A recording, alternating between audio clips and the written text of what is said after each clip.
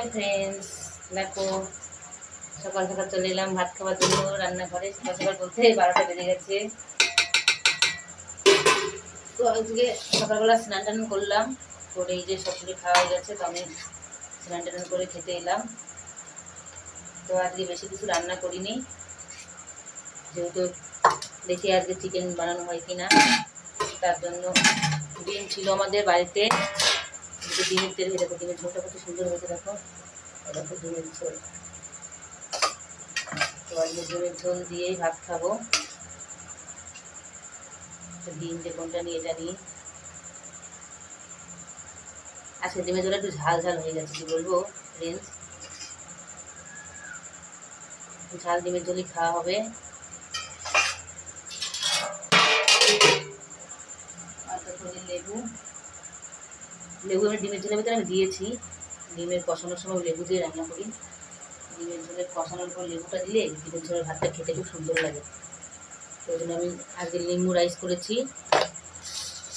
আর ডিমের ঝোলের ভিতরে লেবু দিয়েছি। তো খেয়ে দেখি কেমন হলো। আজকে আলুটা একটু কম কম বলেছে, মানে পাহাড়ি আলু তো।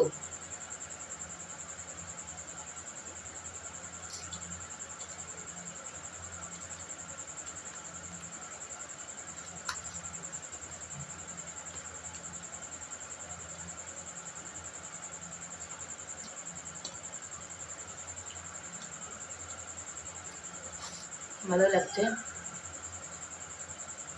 কে কে খাবে চলে আসো, ডিমের ঝোল আর ভাত।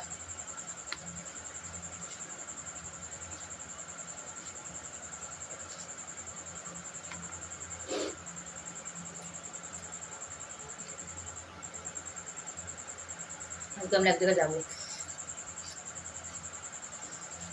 এখন নয়, এক দু ঘন্টা পরে যাবো।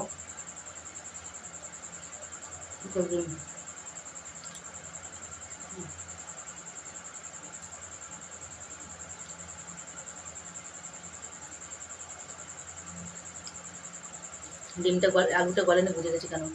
লেবু দেওয়ার জন্য আলুটা গলেনি।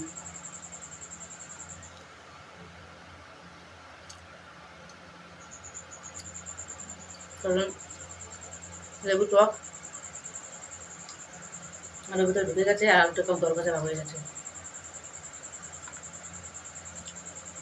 গলেছে, একদম গলেনি, তরকারি ধরেনি।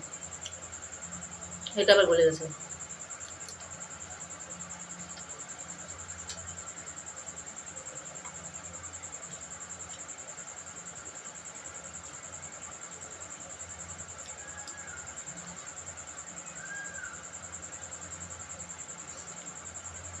ভিডিওটা কার কার কাছে ভালো লাগলো অবশ্যই লাইক কমেন্ট করবে, আর বেশি বেশি করে সাপোর্ট করবা। ঠিক আছে বন্ধুরা,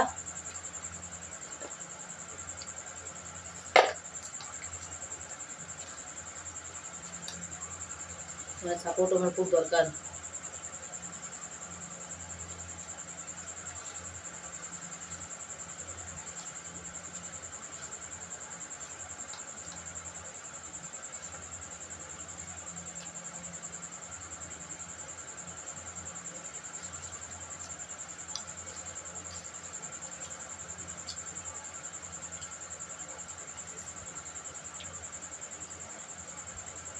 টাটা।